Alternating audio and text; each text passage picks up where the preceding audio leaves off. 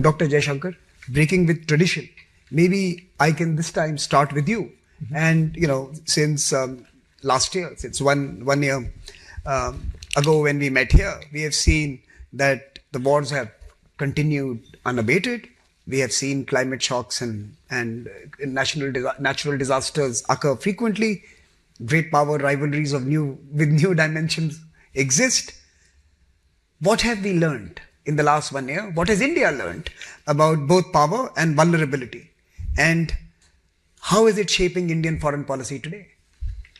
I think a year ago, certainly a few months ago, it was very clear that the world was moving towards much greater unpredictability, volatility, uncertainty. Use whichever word you prefer. And here's the problem. When you predict something like that, people say, okay, so you predict what that means. Now, by very definition of unpredictability, you don't know what you're heading towards. Mm-hmm. It's not an extrapolation of what has been there in the past. Clearly it's disruptive.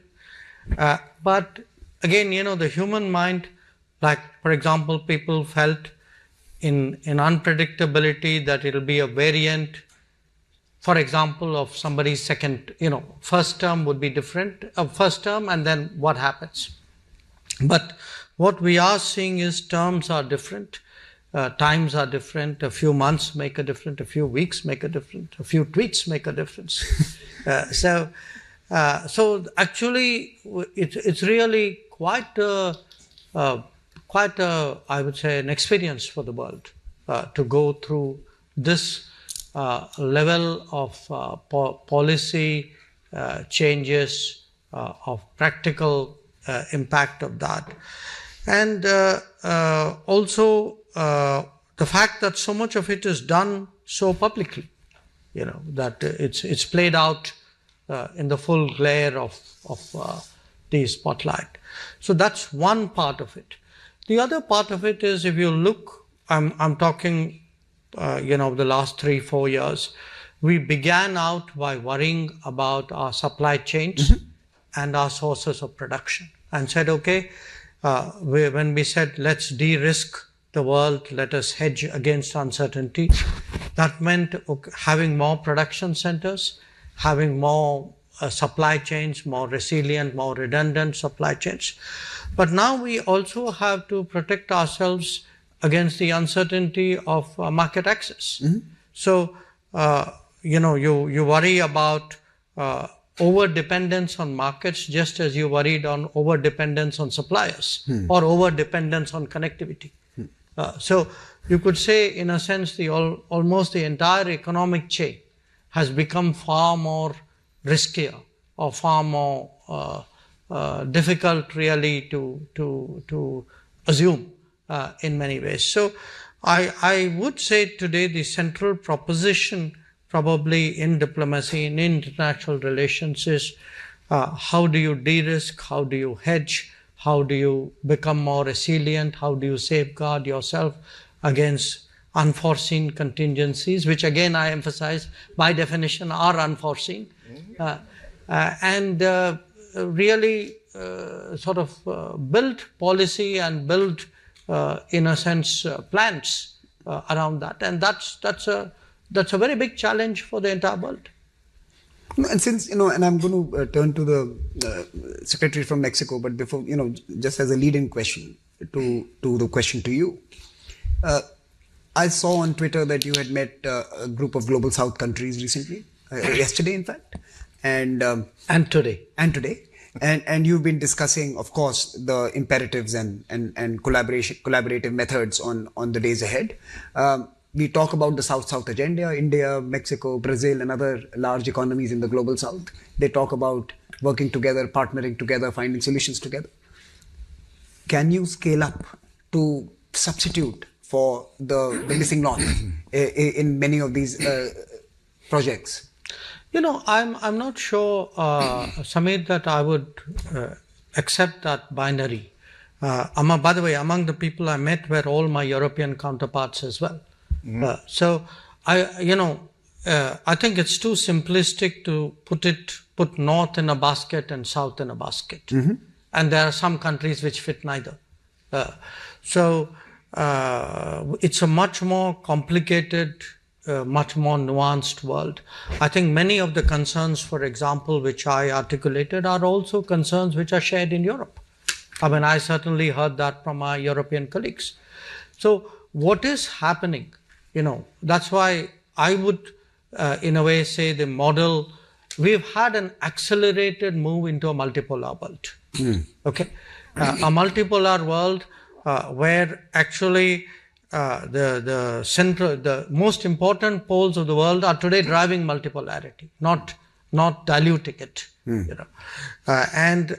So many of these concerns, the search for new partners, more partners, bigger partners, more business, more options, it's not something which is a global South concern alone or an Indian concern alone. I think different parts of the world share it. I certainly heard it in Europe. Their interest today in moving forward with India was very palpable, and by the way, is very reciprocated by us. But it also applies, as you say, to the global South. I think a large part of our discussions are that there are many things we can do between ourselves. Maybe we have not explored that as seriously and efficiently as we should. And we could be looking at it. In fact, this is exactly what the minister and I were discussing before this panel started, between India and Mexico. So I can imagine, look, globalization won't stop. Doing business with each other won't stop. It's just different lines of different intensity and different values will now get re-engineered because of these changes. And it's that re-engineering process that we are actually going to see over a period of time. Secretary, brings me very nicely to you. Mexico, in some sense, part of the global South at one dimension, but also has a very privileged space with the North in terms of your trading relationships. How do you think that your unique position actually might really be part of the solution of what unfolds, and how can Mexico contribute to solving this puzzle? Well, yes. First of all, let me say that I fully agree with what Minister Jaishankar has just said. You cannot put the North in one basket and the South in the other. We've been in the middle since I can remember. So that actually has never really existed. And these days, I think it's even more clear because of what you were saying. No? And yes, Mexico is in a unique geopolitical situation because we are very much integrated to the North American market, which we believe, by the way, that the free trade between the three countries of North America has been a fantastic idea since it was first launched as the first free trade agreement almost 30 years now. And because it's proven that within the region, we are actually one of the most dynamic and powerful markets in the world. So it has had tremendous benefits for the three countries. So we're very much in favor of continuing that. But on the other hand, yes, we're also part of the global South, and we've always been there, and we want to be much more active now, because what has changed really imposes the necessity to rethink many of the things we were doing in the past. They will not longer work as they were working. We've seen that now. Now the challenge is, how can then we have the global South, first of all, to become more interactive within our own dynamics, but at the same time become much more interactive with the North. And I think the game is going to go much more by regions than by countries. And I think this is a new dimension. And again, there we have the experience of the North American region. And finally, I would say that the other area where I think we need new creativity is on international development cooperation. And we have some examples that, even though in low scale, have been very successful. Let me just very briefly mention two of them. One has been named Seeding Lives with Sembrando Vida, which is a program that was launched, not this government, but the previous government of Mexico. And the idea was boosting productivity and diversifying crops and strengthening economic independence and fostering community cohesion in poor communities. And we launched this program with, at the beginning with El Salvador and Honduras, and then we included Cuba and Belize in our region. And again, it has been already evaluated by some international independent agencies, and it's working. It's relatively simple, and the idea is to really give these communities an opportunity to work in a more cooperative way than they had been doing in the past. And the other program has been focused and dedicated to youth, and it's called Building Futures for the Youth, Jóvenes Construyendo el Futuro. And again, even though the scale is low, it's being within our neighborhood, in the southern neighborhood. It's a good example of south-to-south cooperation with a different perspective of having a regional approach, very much focused on specific goals, working with the same methodology, and trying to get some funding to make them advance. So I think basically what we need is really, and I was very interested, by the way, by listening to the Minister of Information Technology, because I think we're going to need artificial intelligence in this new creativity to help us sort out some of the questions we haven't been able to solve at this point. But there is going to be a huge new interaction between trade, aid, and new technologies. No question about it. It's very timely, this intervention as well. Let me turn to Mr. Sulayem. You heard a little bit about connectivity and the new routes and new pipelines being engineered both in the soft sense and in the hard sense. There is a assumption that because trade is more politicized today, the world is more polarized today, there is less trade today. Numbers actually demonstrate that that's not necessarily true. So how do you, at the helm of one of the largest connectivity companies in the world, see this moment unfold? And how are you assessing the future? The trade is very resilient. The only problem we have is with the supply chain, which is always affected, like what happened in the Red Sea and other areas. So definitely new routes are very important. So for example, the IMEC is very important concept of India, Middle East, and Europe. Today, we take cargo, for example, from India to Warsaw within 10 days through Iran by road. So it is sea, and then the port, and then the rail, all the way to there. So the south-south and the north-south is very effective. To take something to the Black Sea, for example, it will take a long time through the Red Sea. So these corridors are very important for us. And this is the advantage we see where we can manage. We never thought that we can take by road, but today we can go even from Afghanistan, China, Afghanistan, all the way to Europe, because China doesn't want to go through a sanctioned country. So they go through that route. And I feel the worry is more in the media. They are very excited about these things. But when it comes to us, look, the numbers tell us different. In our business, we saw growth in the first 6 months by 15%. Okay, India and UAE, because of bilateral trade, we expect trade to be $100 billion this year. So one way, I believe, to avoid all these surprises is the bilateral trade agreement. They are very essential. And I'm very proud that it didn't take a long time to do it with India, and we see the benefits today, where all the obstacles have been removed. You can't have an agreement with everybody and satisfy everybody's needs. But two countries together, they can come with something that benefits both. So I think that's an important point, that we are actually now promoting bilateral trade arrangements rather than a more global architecture. And I'll come back to both the ministers to respond to that point. But I have one more question for you. Yes. You mentioned South-South. Yes. South-South is underserved. If South-South is going to account for 60% of the growth today and maybe 80% in the coming decade of all growth, global growth, how are investments going to flow to these regions, which are the dynamos of economic activity now? And who is going to fund it and finance it? Listen, the roots are existing. Iran invested the last 30 years in rails. Today, CIS countries, they are $1.5 trillion of trade. In the past, you can't access them. Today, we created routes to access them.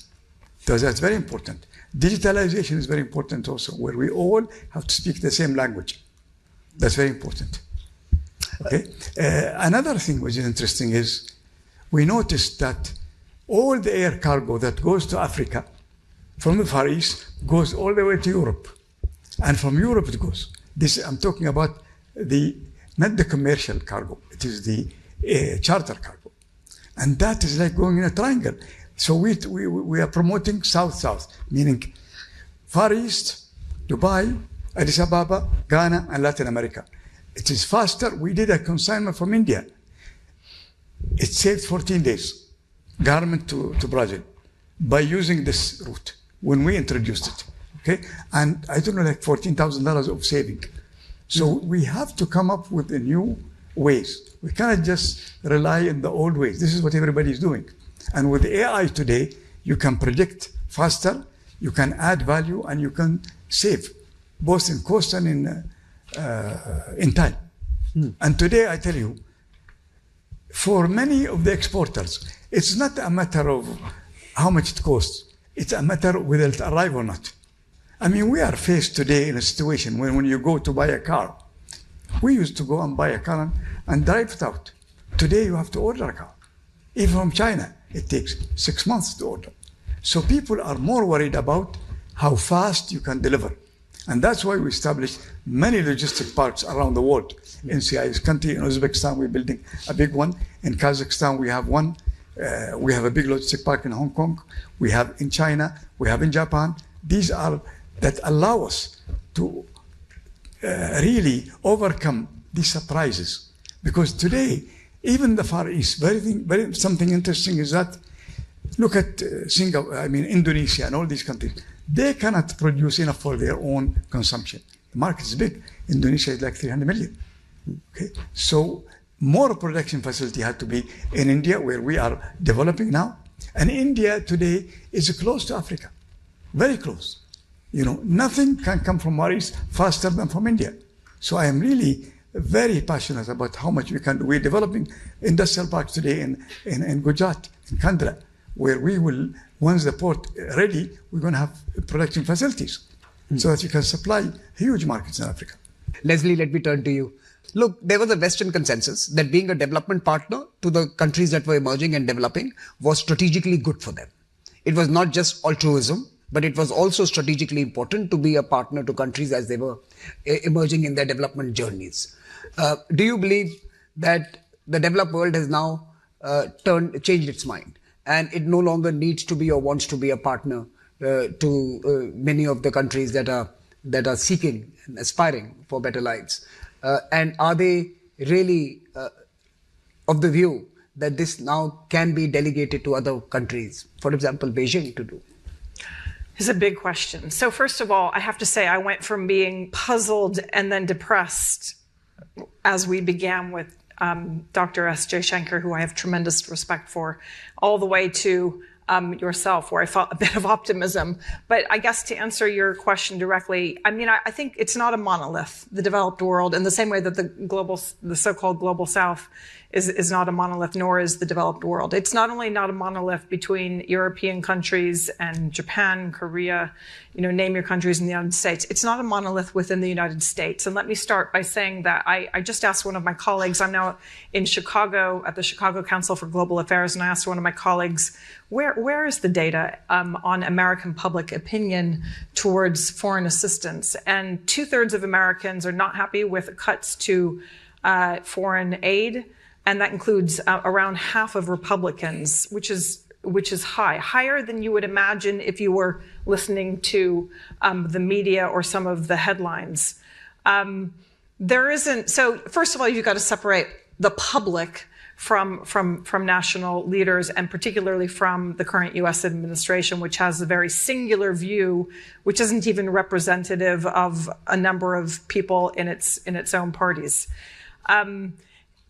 Secondly, I would say some of the reasons that are, driving the cuts that we've seen are a legitimate reaction. I don't think the cuts are the right way to go, but it's a reaction to a legitimate set of grievances that we know exist because there are profound distributional problems within the developed countries, and most especially the United States, that are nothing to do with the global South, primarily the fault of policies that were taken by those countries' own leaders, certainly in the aftermath of the 2008 financial crisis. And we all in this room know the story, how that has unfolded.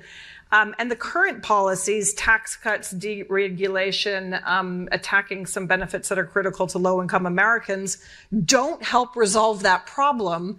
And so what we're seeing now is a sort of grabbing for where can we get revenue, tariffs as revenue, foreign aid cuts as revenue, you name it, revenue that needs to be generated because the governments aren't pursuing policies that are productive for the people that they claim to represent, which are many working class and low income Americans. So there's legitimate grievance. It has not translated into certainly Americans not wanting to be involved in the development challenges and solving them in a productive way. But it has led to a series of very pernicious effects. And so when I listened initially when I was listening to the kind of comments about disruption and uncertainty, I think the media is right on this. I think it's been phenomenally disruptive. It's been creating mass uncertainty for the rest of the world. It's also been creating a huge amount of uncertainty within the United States. I sat and listened to two members of Congress from Illinois, one Republican from a rural district, one Democrat, and the Republican member of Congress said on the record, how much pain can my people take? He was, of course, referring to farmers. The soybeans are very much on the minds, obviously, of many people in the middle of the United States. And he gave a nod to, okay, yes, there are bilateral trade deficits, et cetera. But this needs to be resolved quickly. So the pain is being felt across the developing world. It's being felt within significant parts of the United States. So I guess bottom line is, I think a lot of Americans would like to be a solution, a productive solution to the problem of development. There isn't a highly concentrated, well-mobilized constituency for that. There's a lot of diffuse American interests in development. And they also don't know what the basic facts are. So let me ask you the next question. The US is going to be the house to the next year of G20, right? And you've been part of the Indian G20 story. You've attended a few in other parts of the world as well. We had 3 or 4 developing countries house the G20. Is G20 going to be dramatically different next year? Does the story get a new twist when it reaches? I mean, I don't think we know the answer to that question. Obviously, the Biden administration pushed very, very hard to get the G20 leadership against the interests or will of China, as I understand it. The Trump administration, as we know, has not been a big fan of the G20, certainly not in the current round for the reasons that everyone in this room knows well. I think that India provides a phenomenal example, a case study of a case that could be made to President Trump of why it would be very beneficial to the U.S. to lead the G20, to take it very seriously, to use it to build a domestic constituency for America's first leadership on the global stage. I think the case could be made. It could be delivered very concretely. I don't see that happening yet. But I think that if President Trump suddenly sees that it's not about going to South Africa or going somewhere else, it's about hosting with a lot of fanfare and setting an agenda, ideally, cooperatively that, that there is some prospect for even a president who doesn't, like multilateralism and doesn't like to kind of work with others in that sort of way.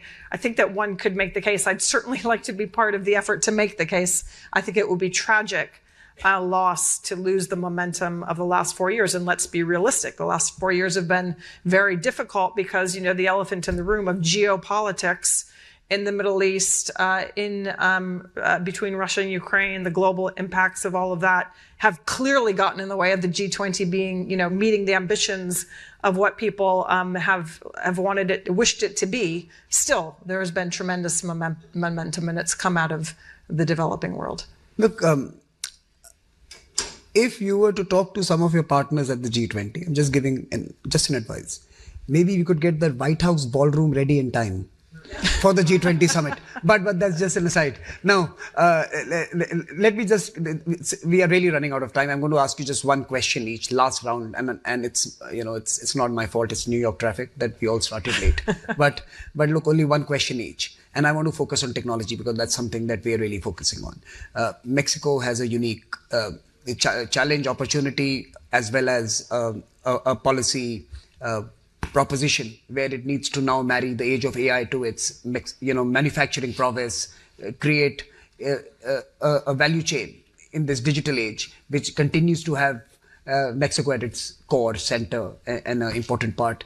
India, of course, has to continue its journey of lifting billions and millions, and a report suggests that 80% of all AI gains will go to the OECD countries and China, and literally everyone else will be sharing the rest of the divides if we don't take bold actions now. So there's a technology opportunity, but there is also clearly a leadership question here on how can we create a DPI equivalent of the AI world. Leslie, I'm going to turn to you finally on how do American big tech companies see the global south, or are they happy with the American market? I think Secretary Krishnan said this morning that India could easily become the world's largest use case of AI. So while you could have the development of AI in different parts of the world, we could be the largest consumers of AI, and we could actually use it for different sectors. And of course, Mr. Suleiman, I'm going to ask you, connectivity, trade, logistics, and connecting the world in the age of AI. How do we see this? This is one last question to all of you, a technology perspective, but please take this opportunity also to respond to anything else you've heard on the panel. I saw you noting down a few points there, so please do come to that. But let me start with you, sir. Well, first of all, let me tell you that I think Mexico is a very lucky country these days, because, but I want to tell you why. Because we have a fantastic woman scientist leading our country. And to be a woman and to be a scientist is made a big difference. So I want to share a little bit of, because it leads me to technology. Of course, immediately some of the priorities were very much technologically oriented by a scientist leading the country. So immediately we have launched in 1 year a national artificial intelligence laboratory, a national semiconductor design center, a digital transformation telecommunication agency, which, by the way, all these developments are part of our renewed partnership with India, and that is going to create a new way to link South to South collaboration. So, it's in North America, it will not only be Silicon Valley. This is what I'm saying.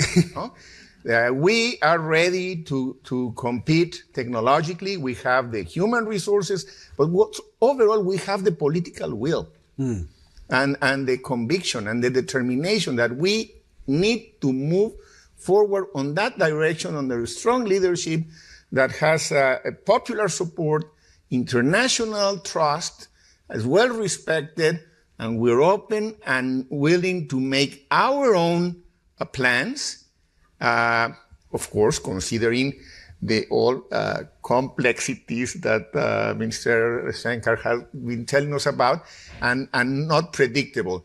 But yes, I think if countries create their own plans based on their own analysis of what is going on, and we're able to come up with the right answers, And again, let me just, the conception of international cooperation for development needs to be, again, brought to the center of the South to South and North-South collaboration. So I think we're ready to meet the challenges, and hopefully we'll partner with all of you. Minister, but I can confirm to you, Mexico is not a low-key country. Dr. Jaishankar. Samir, I would say, look, let me pick up. What do you do in this very turbulent atmosphere? I think particularly for large countries, it is important to build capacities, to be more self-reliant. That is very much the focus today in India. And because you said, you look at it from a perspective of technology, I think in many ways, Mr. Krishnan speaking before us gave some of the answers.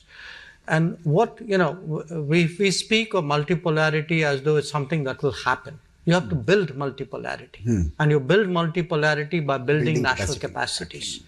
And when you build national capacities and have national experiences, some of it is transposable to other people who may relate to it. So, for example, if you take DPI, digital public infrastructure, there are many other societies who find the Indian model of DPI, frankly, far more absorbable and relevant and transposable than a European model or a American model of how to run a more digital life. Now, it can be big things, it can be little things. What we have seen, because you spoke again earlier about South-South cooperation, many things we've done in India. If you have something like a drinking water mission, or you have taking electricity to every home, each one of these efforts actually has scaled up capacities in India, has created businesses and companies and people in India who can take those capabilities abroad and today actually drive South-South cooperation. So you have a country like India still at $3,000 per capita income, which actually has assistance programs in almost 80 countries in the world. And in some cases, these are billion-dollar programs where, what we have done in India, we have taken out of India to some other country. So to me, technology, self-reliance, multipolarity, South-South cooperation, they're part of one basket. And that is part of the response to what is happening, the point number one. Point number two, which we haven't spoken about today, this world which we are talking about will require a global workforce. Where that global workforce is to be housed and located may be a matter of a political debate. But there's no getting away. If you look at demand and you look at demographics, demands cannot be met in many countries purely out of national demographics. This is a reality. You cannot run away from this reality. So how do we create a more acceptable, contemporary, efficient model of a global workforce which is then located in a distributed global workplace? I think this is a very big question today, which the international economy has to address. The third point, and I would like to pick up on your optimism here, if you actually look at it, for all the imponderables, the uncertainties, eventually trade does find a way. And the fact is, it is easier to trade today. It is easier for physical reasons. There are better roads, better shipping, etc. It's easier for digital reasons. There are much smoother trade interfaces than there have ever been in human existence. So for all the obstacles and complications that may arise, I also think they will be countered in some ways or mitigated in some ways by what will happen, I think, in the trade domain. And finally, I agree with him. I think we will see, as part of this re-engineered world, I think we will see new, more different trade arrangements between countries, which will make decisions which they may not have made in other circumstances, countries which today will feel the desire sometimes even the compulsion to have new partners and new regions will look very much more. And certainly I can tell you where India is concerned. In many other regions, and that's one of the points we were discussing today, Latin America, Caribbean, where we actually do roughly about $45 billion of trade every year. But I can see with much greater effort, even what may be considered very distant regions today becoming much more relevant. So we are going to, technology-wise, trade-wise, connectivity-wise, workplace-wise, end up in a very different world in a very short time. No, that's true. I was surprised when I learned during my visit to Mexico a year ago that literally all homes in Delhi get bread made by Mexican companies. I didn't know that, but it's true. A group in Mexico literally owns that, and every third Indian kitchen has Argentinian cooking oil. So very interesting that that is Latin America that feeds us, and of course also moves us. But Leslie, I guess I would just pick up on two things. One is on this idea of I guess there's a techno optimism perhaps on the panel, and I think I agree with the general premise and the call or the need for a global workforce. My caveat would be that I believe that the politics in more countries than not are working against what we need.